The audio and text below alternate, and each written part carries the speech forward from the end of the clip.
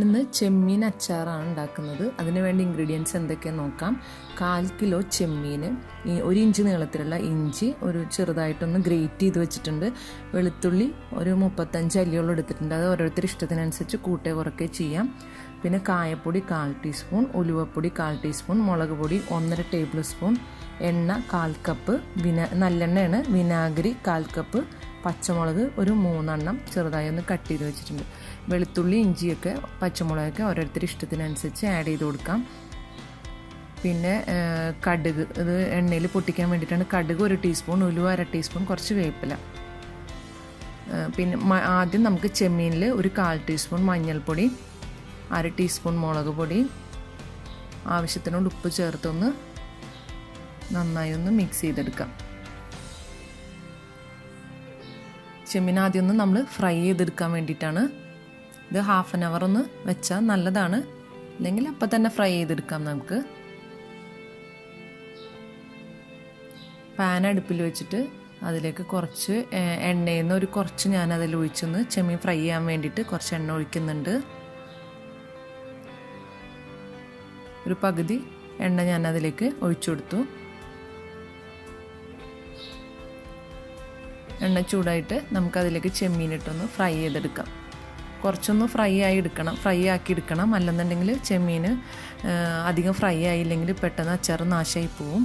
അപ്പോൾ ചെമ്മീനൊന്ന് കുറച്ച് ഫ്രൈ ആയി വരണം.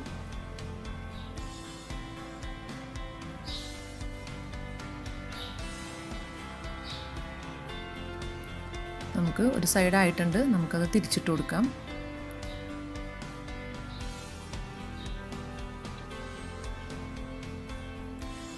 ചട്ടി അടുപ്പത്ത് വെച്ചിട്ട് നമുക്കതിലേക്ക് ബാക്കിയുള്ള എണ്ണ ഒഴിച്ചു കൊടുത്ത് ഞാൻ അതിൽ കടുകും ഉലുവയും പൊട്ടിക്കാൻ വേണ്ടി ഇടുന്നുണ്ട്. അത് പൊട്ടി വന്നതിന് ശേഷം അതിലേക്ക് ഞാൻ ഇഞ്ചി ചോപ്പ് ചെയ്ത് വെച്ചത്, വെളുത്തുള്ളി, പച്ചമുളക്, വേപ്പില എന്നിട്ട് നന്നായി ഒന്ന് വഴറ്റി കൊടുക്കുക. വെളുത്തുള്ളി മുഴുവനോടുകൂടി ഇടണമെങ്കിൽ അങ്ങനെ ഇടാം, 2ആയി പൊളിച്ചിടണമെങ്കിൽ അങ്ങനെ ഇടാം. അതൊക്കെ ഓരോരുത്തരുടെ ഇഷ്ടത്തിനനുസരിച്ച്. അച്ചാറിൽ വെളുത്തുള്ളിയൊക്കെ ഉണ്ടാകുമ്പോൾ, പച്ചമുളകൊക്കെ ഉണ്ടാകുമ്പോൾ നല്ല ടേസ്റ്റ് ആയിരിക്കും അതൊന്ന് കഴിക്കാൻ വേണ്ടിയിട്ട്. അതുകൊണ്ട് ഞാൻ നല്ലോണം ആഡ് ചെയ്യുന്നുണ്ട്. ഒന്ന് വഴറ്റി കൊടുക്കുക. അതിലേക്ക് നമുക്ക് എടുത്തു വെച്ച മുളക് പൊടി, കായപ്പൊടി, ഉലുവപ്പൊടി എന്നിവ ചേർക്കാം.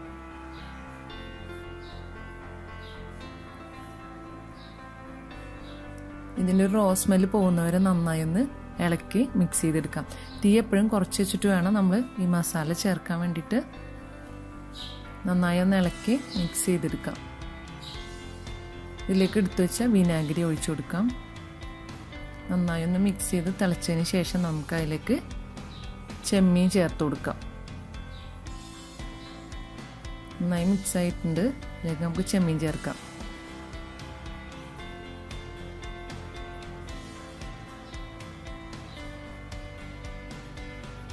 നന്നായി ഒന്ന് മിക്സ് ചെയ്തെടുക്കാം.